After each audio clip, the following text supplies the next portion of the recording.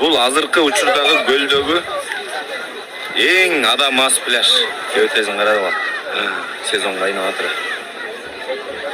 Азыр биз Сага нагыз фигурасың?